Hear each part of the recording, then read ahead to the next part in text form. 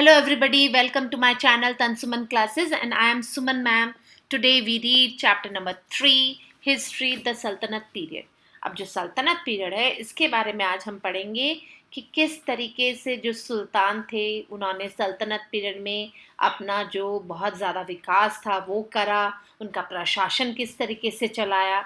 So before we read this chapter हमने जो chapter 2 में पढ़ा था कि किस तरीके से हमारा जो नॉर्थन इंडिया में जो बदलाव आए थे, दिल्ली में तोमर, सिसोदिया, चौहानों के हाथ में कमर्शियल सेंटर था, यानी कि जो राजपूत थे, सन ऑफ किंग, है ना. जैसे कि हमने चैप्टर 2 में पढ़ा था कि इसमें दिल्ली और राजस्थान के ऊपर राजपूतों का कंट्रोल हो गया था.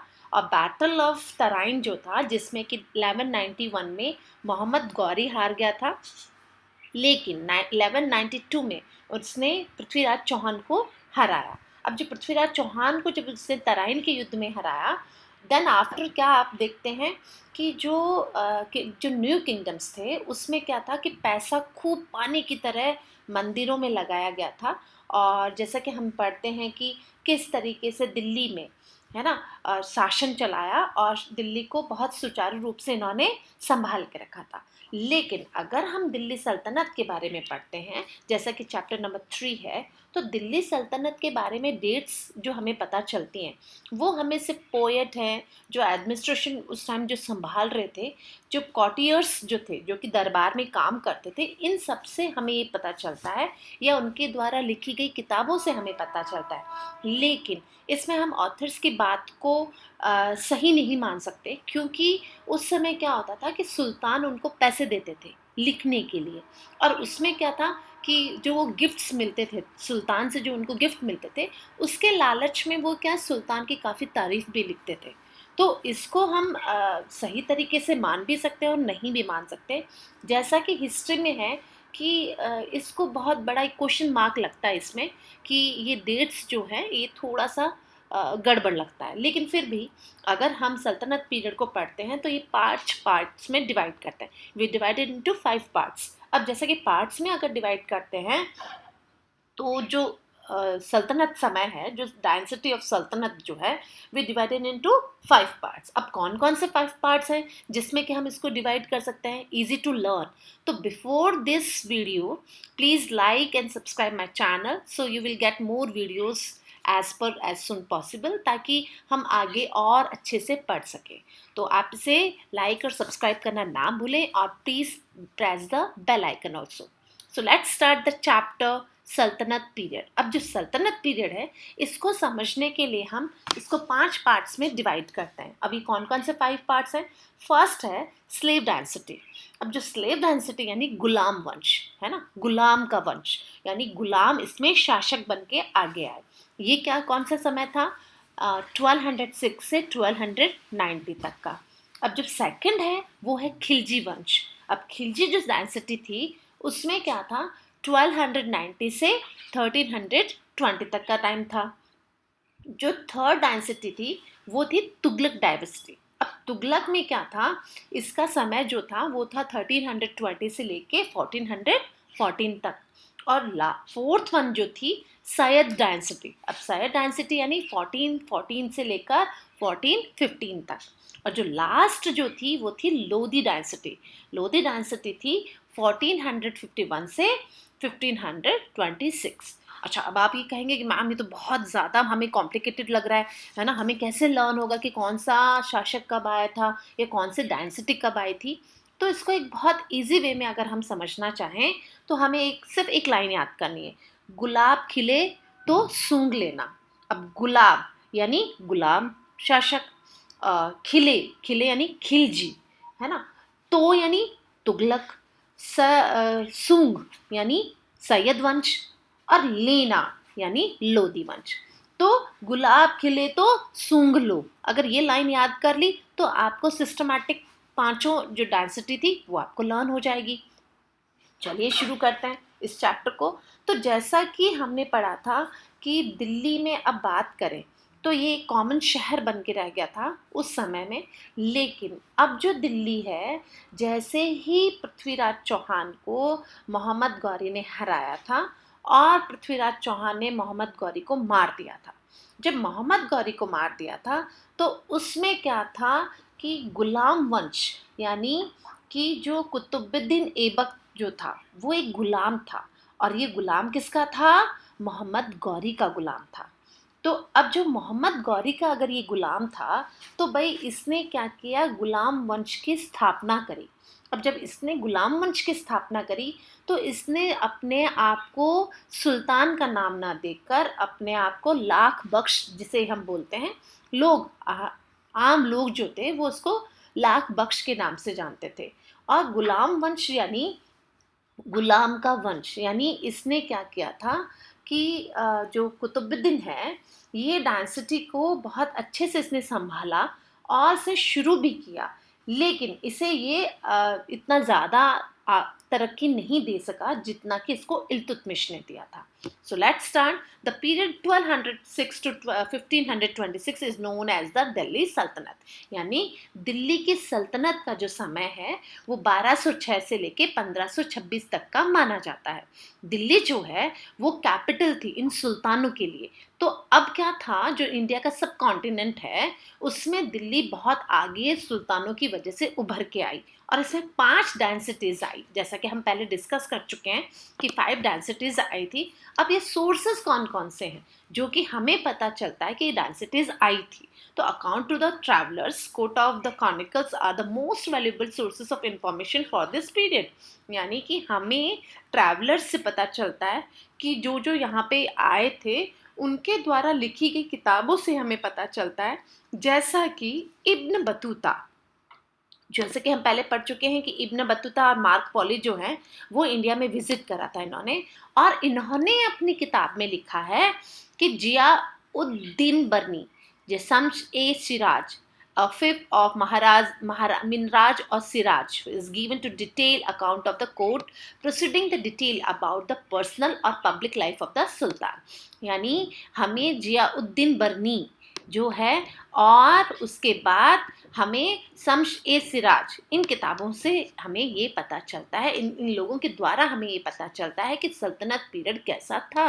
अब जो सल्तनत पीरियड है उसके सिक्के जो हैं, कॉइन, इंस्क्रिप्शंस और साथ ही साथ में जो मॉन्यूमेंट्स हैं, इनको देखकर भी हम ये अंदाज़ा लगा लेते हैं कि इस समय का काल कैसा था। उनके बारे में हमें काफ़ी जानकारी प्राप्त होती है, जो कि इन्होंने किले बनवाए थे, मंदिर जो उस समय थे, है ना, जो भी इन्होंने चबूतरे बनवाए, है ना, उनसे हमें पता लगता है, शिलालेख जो है उनसे हमें ये पता चलता है कि इनका काल कैसा रहा होगा।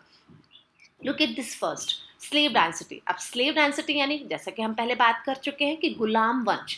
अब जो गुलाम वंश है उसकी स्थापना करी थी कुतुबुद्दीन ऐबक ने, जो कि मोहम्मद गौरी का एक सिपाही सलाहेदार था और उसका क्या था, गुलाम था। अब जब ये गुलाम था तो इसको मोहम्मद गौरी ने जब भारत में इसको छोड़ गए थे तो इन्होंने गुलाम वंश की स्थापना करी। और साथ ही साथ में अगर हम बात करें कि कुतुबुद्दीन ऐबक की, तो कुतुबुद्दीन ऐबक जो है इन्होंने शुरू करा था कुतुब मीनार, है ना, कुतुब मीनार जो कि दिल्ली में है, कुतुब मीनार को बनाना इन्होंने शुरू करा था। लेकिन कुछ कारणवश जैसा कि इनकी मृत्यु हो गई थी, ये नहीं इसको कंप्लीट कर पाए थे, तो इसको कंप्लीट किया इल्तुतमिश ने, जो कि शम्स-ए-उद्दीन इल्तुतमिश का नाम से जाने जाते हैं।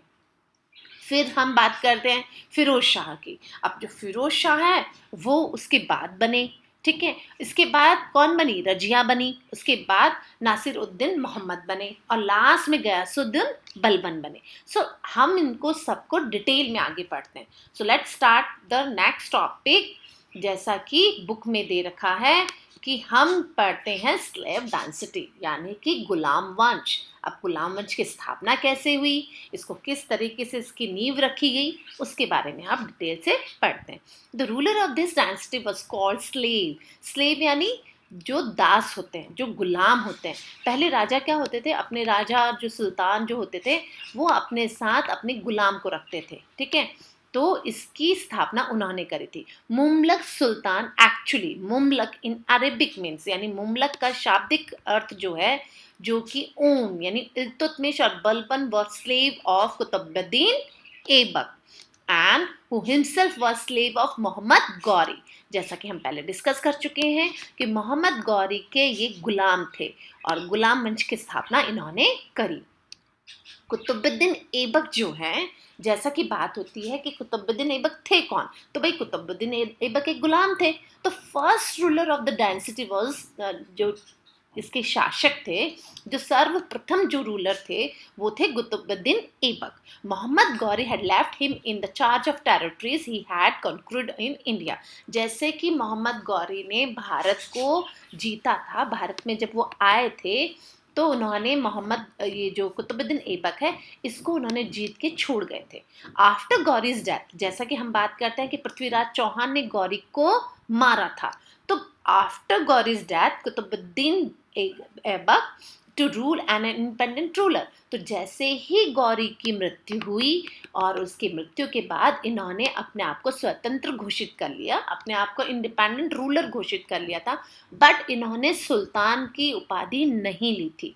क्यों? क्योंकि ये अपने जो सरदार थे, उनके जो गौरी था उसको बहुत मानते थे।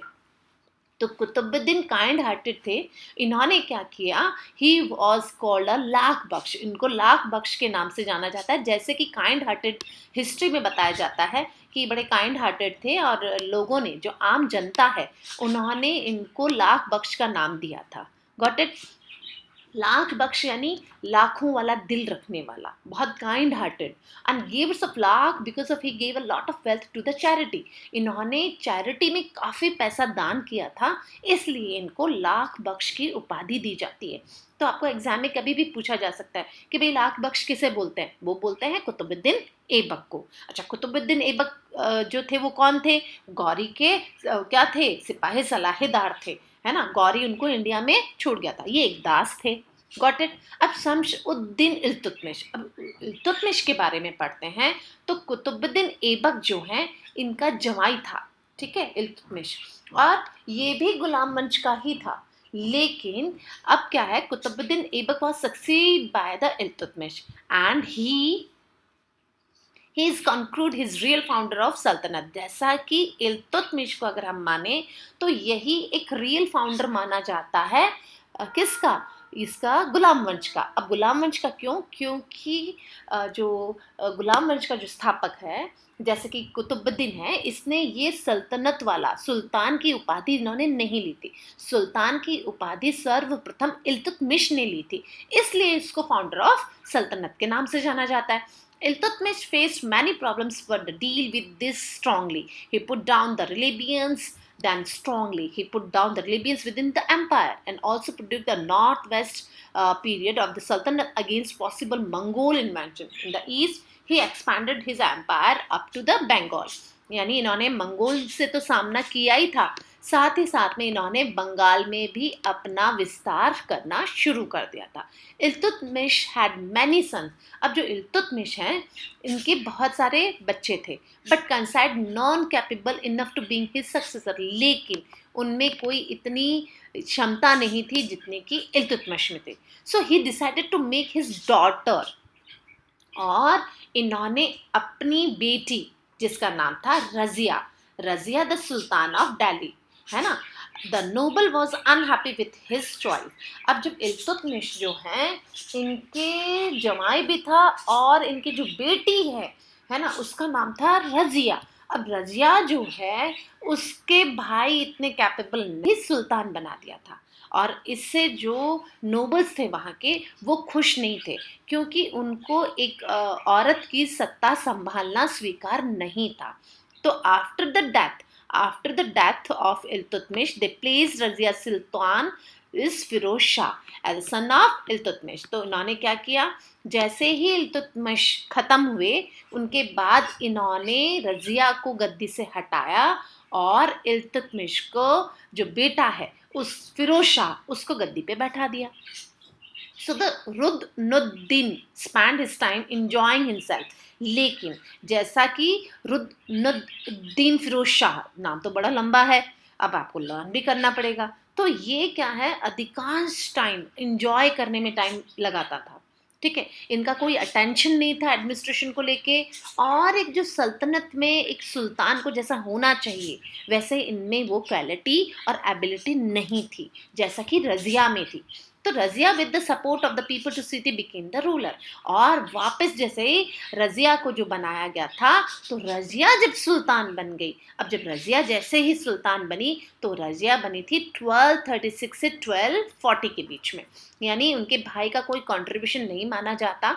वो इतने खास सुल्तान के जो ओहदा था उसको भी वो संभालने की क्षमता नहीं रखते थे। तो रजिया जो है, अब इसके पास बहुत बड़ी प्रॉब्लम थी। प्रॉब्लम क्या थी? नोबल्स, जैसा कि हमने पहले कहा कि जो सरदार थे उन्होंने अपोज किया, वो नहीं चाहते थे कि एक लेडी लोगों पे शासन करे, उनको हेट था, है ना।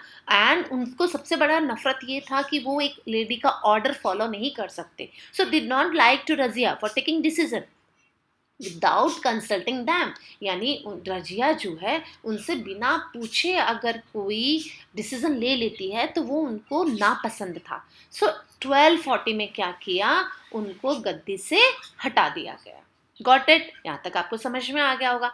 अब पीरियड फ्रॉम 1240 टू 1262 1266, यानी रजिया को जब, और आपको पता है रजिया एक पहली लेडी थी, मुस्लिम लेडी, जिसने की राजगद्दी पे बैठी, और इसने पर्दा प्रथा को भी नहीं माना था। आपको पता है ये जो पर्दा पहनते हैं इसको इन्होंने नकार दिया था। इसने कूबा, कूबा यानी ब्लेजर, और कुल्हा यानी कैप, यानी ब्लेजर और कैप पहनकर आना शुरू कर दिया था। तो उसको भी लोग स्वीकार नहीं कर पाए थे।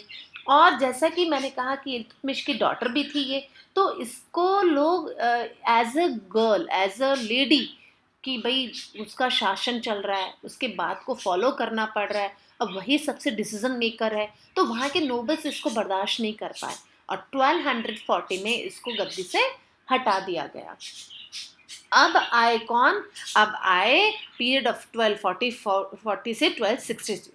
जैसे ही रजिया खत्म हुई, जैसे ही रजिया की डेथ हुई, till the action of the Balban, अब बलबन जो है वो आगे की तरफ आ गए, and many kings come to throne, और बहुत सारे छोटे मोटे जो राजा थे वो भी आसपास से आए।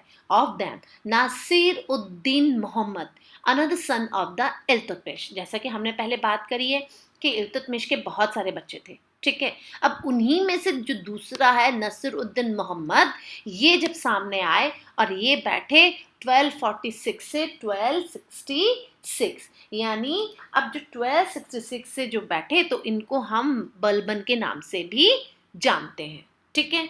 अब he was puppet in the hands of powerful, क्या है, अब जो जो नासिरुद्दीन जो मोहम्मद है, ये 1246 से 1266 में, जो कि इल्तुतमिश के बेटे थे, इन्होंने गद्दी संभाली। और अब ये क्या है, जो नोबस, जो सरदार लोग थे, उनके हाथ की एक कठपुतली बन के रह गए थे।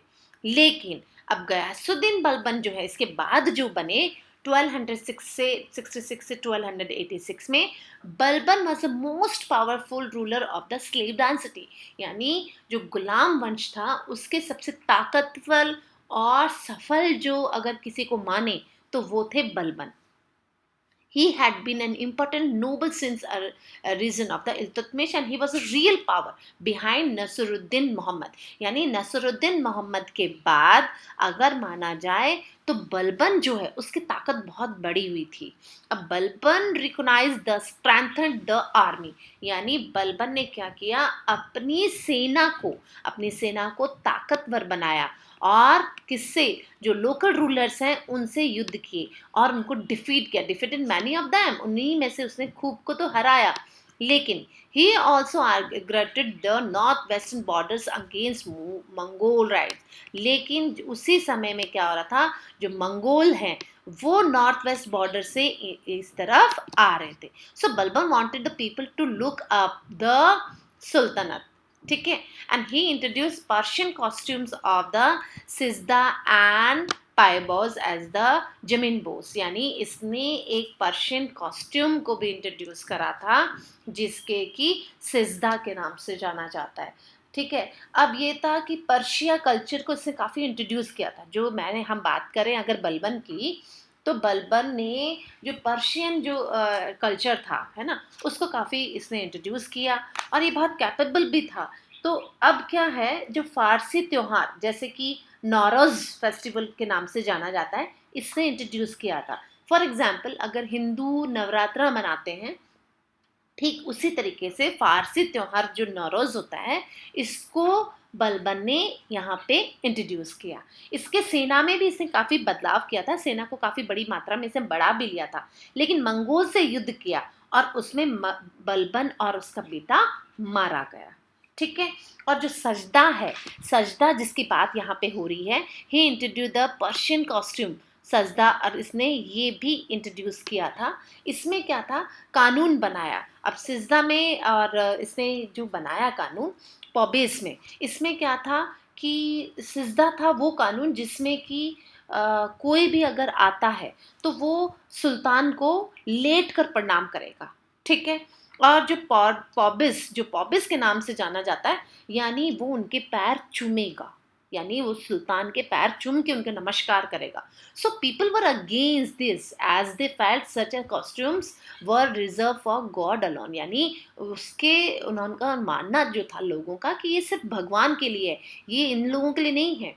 तो ऐसे जो लोग उनके खिलाफ भी खड़े हुए थे। सो बलबन सक्सेस वर वीक, और जैसे ही 1290 में क्या हुआ, ये कमजोर पड़ते गए, और Khilji nobles captured the throne of Delhi. और अब क्या है, अब खिलजी जो है उनकी ताकत बढ़ गई, और खिलजियों ने सत्ता अपने हाथ में ले ली। यहाँ तक तो हमें सबको समझ में आ गया कि किस तरीके से, अगर हम बात करें तो गौरी है, गौरी का जो गुलाम था, गुलाम वंश की स्थापना करता है जिसका नाम था कुतुबुद्दीन ऐबक। और कुतुबुद्दीन ऐबक ने अपने आप को सुल्तान की उपाधि नहीं दी थी, ये सिर्फ लाख बख्श के नाम से जाना जाता था, क्योंकि ये बहुत काइंड हार्टेड था।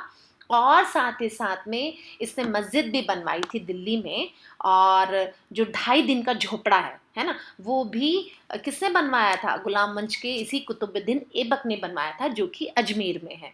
ठीक है। ये बात तो हुई ऐबक के बारे में। फिर उनके बाद अगर हम बात करें तो इल्तुतमिश बैठे। अब इल्तुतमिश बैठे तो उसमें भी क्या है, इल्तुतमिश ने जो गुलाम वंश के सही मायने में देखा जाए तो इन्होंने अपने आप को सुल्तान की उपाधि दी, लेकिन इनके बच्चों में इतनी ताकत नहीं थी कि वो गद्दी को संभाल पाए। तो उनकी बेटी ने ये सत्ता संभाली, जिसका नाम था रजिया सुल्तान, जो कि पहली महिला सुल्तान थी, जिसको कि नोबल्स ने पसंद नहीं किया था और उसको 1240 में हटा दिया गया।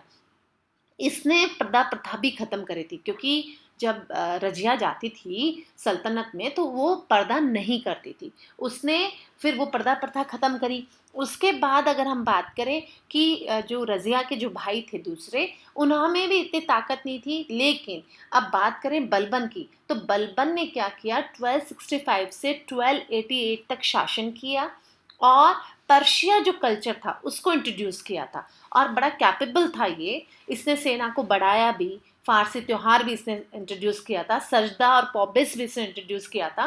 लेकिन मंगोलों से युद्ध करते वक्त बलबन और उसका बेटा मारा गया, और उसके बाद आई खिलजी डायनेस्टी। अब खिलजी डायनेस्टी की बात अगर हम करते हैं तो खिलजी डायनेस्टी बहुत बड़ी है, और इसके फाउंडर अगर हम माने खिलजी जो है, तो खिलजी के फाउंडर जो थे वो भी बड़े ताकतवर थे। और साथ ही साथ खिलजी क्या है, जलालुद्दीन खिलजी जो है वो सबसे पहले इसके फाउंडर माने जाते हैं, जो कि 1290 से 1296 के बीच में जिन्होंने शासन किया। अब इनको मजबूत क्यों माना जाता है, क्योंकि अब इन्होंने जब खिलजी डायनेस्टी की जब इन्होंने स्थापना करी और उसको फैलाया, तो Jalaluddin was a weak ruler. हालांकि जलालुद्दीन को वीक रूलर माना जाता है, but he adopted the legend policy towards a Mongol and married one of his daughter to Ulugh Khan and the Mongol leader. यानी इनको कमजोर तो माना जा रहा है, लेकिन इन्होंने क्या किया था, उस समय में अपने बेटे की शादी वहाँ के मंगोल जो कमांडर हैं उनकी बेटी से कर दी थी। तो he adopted a legend policy to the Mongol leader.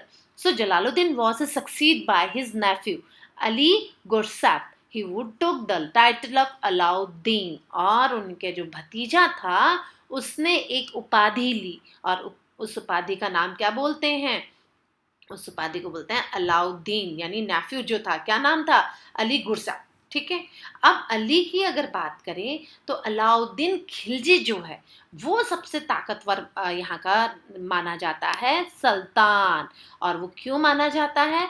क्योंकि इसने सेना में तो सुधार किया ही किया, इसने जो टैक्स लेते थे उसमें भी चेंजेस लाया, और उसमें चेंजेस लाने की जो ताकत थी वो सिर्फ और सिर्फ खिलजी, अलाउद्दीन खिलजी में ही थी। और ये मोस्ट पावरफुल रूलर था उस समय का। तो अब मजबूत रूलर होने के बाद बड़ा इफेक्टिव भी था ये सुल्तान, क्योंकि माना जाता है कि अलाउद्दीन का चाचा जो है जलालुद्दीन खिलजी जो था, फाउंडर तो वो था, लेकिन अब अलाउद्दीन खिलजी जो है वो बड़ा मजबूत और बड़ा स्ट्रांग था। और अली गुरसाय इसका नाम था। Ali Gursay, look at this, Ali Gursay ने शासन की सत्ता किससे ले ली थी? अपने चाचा जलालुद्दीन से ले ली थी। ठीक है। अब अली गुरसाब जो इसका पूरा नाम था, गुरसाय, इसका नाम रियल यही था, लेकिन हम इसे अलाउद्दीन खिलजी के नाम से जानते हैं। अब अलाउद्दीन खिलजी है, उसने 1296 से 1316 तक शासन किया, और ये बड़ा बड़ा स्ट्रॉन्ग और इफेक्टिव था। किस तरीके से? अगर हम माने कि इसने टैक्स, स्पेशल टैक्स भी लगाया, है ना, इसने घराए लगाया जो कि एक तरीके से हाउस टैक्स होता था, और चराए लगाया जो कि पशुओं के चराने पर लगता था। ठीक है। जिस किसी के पास में अगर कैटल्स होते थे, वो चराते थे उन, तो उसको चराने के नाम पे भी कुछ टैक्स देना पड़ता था। इसने क्या किया, बड़े स्ट्रिक्ट जो कंट्रोल करने के लिए नोबल्स को यहाँ पे स्थापित किया, और साथ ही साथ में करप्शन को रोकने के लिए इसने अलग अलग तरीके अपनाए। मार्केट कंट्रोल पॉलिसी भी अपनाई, दाग सिस्टम भी इसने अपनाया कि घोड़ों पर ये दाग देता था, कैश तनख्वाह देने लगा, अपने सिपाहियों को कैश सैलरी देने लगा, जिसमें कि अब क्या क्या था, अब एकता के स्थान पर इसने कैश सैलरी देना शुरू कर दिया था। सैनिकों के लिए गॉर्सिन शहर भी बनवाए थे। सैनिकों का पेट भरने के लिए, अपने सोल्जर्स का पेट भरने के लिए गंगा और यमुना के बीच की जो भूमि होती है उस पर भी इसने टैक्स लगाया, और वहाँ की पैदावार को लेकर अपने सोल्जर्स का पेट भरता था। सिंपल लैंग्वेज में अगर हम आपको बताएं, और किसानों को पैदावार का 50% ये टैक्स कलेक्ट करता था, जो कि पैदावार का बहुत बड़ा हिस्सा था। So let's read, the most powerful ruler of the dynasty was Alauddin Khilji. जैसा कि हम पहले बात कर चुके हैं कि खिलजी वंश का सबसे शक्तिशाली जो अगर कोई शासक था, सुल्तान था, तो वो था Alauddin Khilji. He was a ambitious ruler, और ये बहुत ज़्यादा एम्बिशियस था। और साथ ही साथ अब क्या है, इसने जैसे ही अपनी सत्ता हाथ में ली, जैसे ही इसके हाथ में पावर आई, इसने सबसे पहले इंडिया में अपना एम्पायर का जो गोल होता है उसको सेट किया। और उसको सेट करने के लिए अलाउद्दीन खिलजी ने गुजरात और मालवा को अपने अधिकार में लिया, और साथ ही साथ में अब इसने जो वेस्टर्न सी पोर्ट है उसको अपने कंट्रोल में करने की कोशिश करी, और उसने अपने कंट्रोल में लिया भी। बिटवीन द 1301 से 1303 के बीच में राजस्थान को भी कैप्चर करने की कोशिश करी, जिसमें कि रणथंबोर जो है, रणथंबोर का किला जो है, उसको उसने कोशिश करी। And the Chittor from the Rajput, जो कि राजपूत रूलर से इसने रणथंबोर का किला भी लेने की कोशिश करी। लेकिन therefore he sent a large army towards the south under his trusted general Malik Kafur. और मलिक काफूर जो है डिफीटेड द यादवस। जैसा कि हमने बोला कि इसने ये वाला रणथंबोर का जो किला है वो जीत लिया था राजस्थान में, अलाउद्दीन खिलजी के द्वारा जीता गया।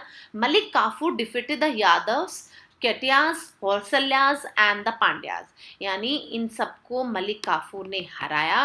But he carried away lot of booty, यानी इसे बहुत सारा लूट के माल भी लिया, इंक्लूड प्रीशियस मेटल्स। इसमें क्या क्या शामिल थे, इसने खूब लूट खसोट करी, और इसने वहाँ पे क्या लिया, मेटल्स लिए, एलिफेंट लिए, है ना, घोड़े लिए, और दास भी उनको बनाया। अच्छा, ये क्या करते थे, जीत लेते थे ना, तो वहाँ के जो लोग थे उनको दास में कन्वर्ट कर देते थे। ठीक है. The kings so defeated were allowed to continue as ruler, but they had to pay tribute to Alauddin Khilji as acknowledged as overlordship. अगर कोई राजा हार जाता है तो उसको उस अलाउद्दीन खिलजी की अध्यक्षता को मानना पड़ेगा और कुछ ना कुछ उसको टैक्स के रूप में पे करना पड़ेगा. So end of the Alauddin Khilji signed the empire was large so that of the king Ashoka. जैसे कि सम्राट अशोक के बारे में हम पढ़ते हैं, जैसा कि हम क्लास 6 में पढ़कर आए कि सम्राट अशोक ने सिर्फ कलिंग को छोड़ दिया था और सब कुछ उनके हाथ में था. लेकिन जैसे ही कलिंग का वॉर हुआ उनका मन एकदम चेंज हुआ और सम्राट होते हुए भी उन्होंने सब कुछ छोड़ दिया. ठीक उसी तरीके से अलाउद्दीन खिलजी ने भी अपना सारा एम्पायर हाथ में ले लिया था, लेकिन वो सम्राट अशोक से तुलना नहीं करी जा सकती उनकी, बिकॉज टू पे द नंबरस वॉर्स उन्हें बहुत सारे युद्ध करे. Alauddin Khilji needed a continuous supply of money. उसके पास बहुत सारा पैसा इकट्ठा हो चुका था. Land revenue was a most important source. और जो लैंड रेवेन्यू है वो अगर हम बात करें तो उसके बारे में इनके पास था कि रेवेन्यू बहुत ज़्यादा लगा रखा था. To increase tax collection Alauddin introduce many economic reforms. और जो कलेक्शन था टैक्स का उसको कलेक्ट करने के लिए भी इन्होंने बड़े इंट्रोड्यूस करे, रिफॉर्म्स करे. इकोनॉमिक जो इंट्रोड्यूस करा था, जो कि सिस्टम था टैक्स इकट्ठा करने का, उसमें भी काफ़ी बदलाव लेके आए. अब क्या क्या बदलाव लेके आए? तो Alauddin Khilji order the measurement all the land under the cultivation. यानी कि जो जमीन कल्टीवेशन के अंडर में है उसको मेजर करा, उसको नापा. It was divided into different categories. और उसको अलग अलग भागों में विभाजित किया. हम लोग करते हैं ना, फर्टाइल लैंड है या अनफर्टाइल है, ठीक है. तो उसने क्या किया, जो टैक्स था वो फिक्स कर दिया. वो किस तरीके से? To get more money Alauddin Khilji raise the land tax in the Doab region. अच्छा, दोआब रीजन क्या होता है? नदियों के बीच का जो फर्टाइल लैंड होता है उसको हम दोआब रीजन कहते हैं. जैसे कि गंगा और यमुना जो नदियां हैं, इनके बीच का जो एरिया था वो वेरी फर्टाइल. क्यों? क्योंकि हम पहले ही पढ़ चुके हैं कि गंगा और यमुना जो है वो हर साल अपने साथ सेडिमेंट्स बहा के लाती हैं. जो एल्यूवियल सॉइल लाती थी वो एल्यूवियल सॉइल बहुत ज़्यादा फर्टाइल होती थी क्रॉप्स के लिए, और इट इज़ वेरी फर्टाइल. सो हम वहाँ पे बहुत से ज़्यादा खेती उत्पन्न कर सकते थे, पैदा कर सकते थे. So the half of the produce, यानी कि उसने क्या किया, जो कि अगर खेती होती थी तो उस खेती का आधा हिस्सा तो अलाउद्दीन खिलजी ही ले लेते थे as a tax. So also ensured that the peasants were not worried about the future. और उनके ऊपर ज़्यादा बर्डन भी ना पड़े. So he kept a strict check the noble. अच्छा, अब क्या था? strict check on the nobles and did not allow them to collect any additional tax. हालांकि उन्होंने टैक्स ज़्यादा लगा दिए थे, बट मार्केट में उन्होंने ये भी ध्यान रखा कि नोबल्स जो हैं वो उनके ऊपर ज़्यादा टैक्स ना लगाते, तो उसको भी चेक करते थे टाइम टू टाइम. और अपने कुछ ऑफिसर्स इन्होंने लगा दिए थे अलाउद्दीन खिलजी ने, जिन्होंने के साथ ही में अपना इंट्रोड्यूस करा एक नया सिस्टम. और ये सिस्टम जो था वो बाद में शेर शाह और अकबर के समय में भी चला. अलाउद्दीन खिलजी ने इंट्रोड्यूस किया मार्केट पॉलिसी. अब इसकी मार्केट पॉलिसी है वो थोड़ी सी हमें समझने की ज़रूरत है कि इनकी मार्केट पॉलिसी क्या थी. तो अलाउद्दीन खिलजी ने जो मार्केट पॉलिसी अपनाई थी उसमें ये था कि चीज़ों को कम कीमत में बेचा जाए. जो फूड ग्रेन्स हैं, शुगर है, कुकिंग ऑयल है, क्लोथ है, ये सबकी बेसिक नीड थी. यानी उसके सिपाहियों को सामान निम्न दर में दिया जाए, उसकी कीमतें ना बढ़ाई जाए. तो shopkeepers were asked to change the rate fix by the sultan. यानी सुल्तान ने अगर कोई रेट फिक्स करी है तो शॉपकीपर्स उसकी कीमत ना बढ़ा दे, इसके लिए भी चेक के लिए जगह जगह उसने अपने सरदारों को छोड़ रखा था. साथ ही साथ में अगर कोई ज़्यादा कर लगा दे, यानी ज़्यादा कीमत लगा दे, तो उसको कब्ट कर लिया जाता था, उसको सैनिकों के द्वारा उठा लिया जाता था. अगर कोई चीटिंग करता था, अगर कोई लिटिल एक्स्ट्रा टू चीटिंग, यानी कोई चीटिंग करता हुआ पकड़ा गया कि वो कुछ ज़्यादा ले रहा है या वजन का वाट ज़्यादा लगा रहा है, उसके लिए भी पनिशमेंट था. This idea of the making goods cheaper was probably introduce because Alauddin wanted to pay his soldiers a low salary. क्यों?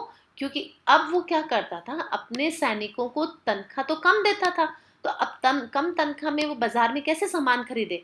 तो उसने एक बहुत बड़ी लार्ज जो आर्मी थी उसको सामान सस्ते में मिले, इसलिए उसने बाजार पे नियंत्रण लगा रखा था, यानी बाजार में उसने कंट्रोल कर रखा था ताकि उसके सैनिकों को ज़्यादा सामान महंगा ना मिले। Policy of Alauddin Khilji. अब जो अलाउद्दीन खिलजी की पॉलिसी थी उसने भी काफ़ी लोगों को गरीब भी बनाया। क्यों? जब आप कोई कीमत राजा द्वारा स्थापित कर ली जाएगी तो नो गोल्ड सिल्वर टकास, है ना, jitals and superfluous commodities which are the cash to the Libyan were found of the horses of the Hindus, they were even despite of the common luxuries during battle। यानी अब आप सेना को भी आपने कम तनख्वाह दी, ठीक है, और उस फिर जो ट्रेड वर्क जो थे वो करते थे तो उनको भी आपने कीमतें नहीं बढ़ाने दी, आपने खेती का 50% हिस्सा भी ले लिया। यानी अलाउद्दीन खिलजी ने लोगों को बड़ा कंट्रोल करके रखा था। अब उसने आर्मी में भी रिफॉर्म्स किए। अब उसने आर्मी में, जैसे कि हमने बोला कि रेवेन्यू रिफॉर्म करा था उसने, है ना, अब उसको रेवेन्यू से बहुत ज़्यादा पैसा मिलने लग गया था, तो उसने उस he was able to maintain a large army. अब रेवेन्यू से अगर उसे पैसा मिलता है तो अब वो किसको मेंटेन कर सकता है? बहुत बड़ी आर्मी को मेंटेन कर सकता है, वो बहुत बड़े शोल्जर्स को इकट्ठा कर सकता है। और उसने अपने सिपाहियों को क्या देना शुरू कर दिया था? सिपाहियों को उसने अब तनख्वाह जो है वो कैश में देनी शुरू कर दी थी। He started dog horses to prevent the substitution of god horses by the inferior users। और दाग सिस्टम, घोड़ों को दागना भी शुरू कर दिया था। चक्रा for the east soldiers was also kept and were posted in different parts of the empire to keep the sultan informed all development। और अपने सेना को वो कहीं पे भी भेज सकता था। So many of these measures were later followed by the Sher Shah and Akbar. और इसे बाद में शेर शाह और अकबर ने भी फॉलो किया था। After Alauddin's death, the war of the succession broke out।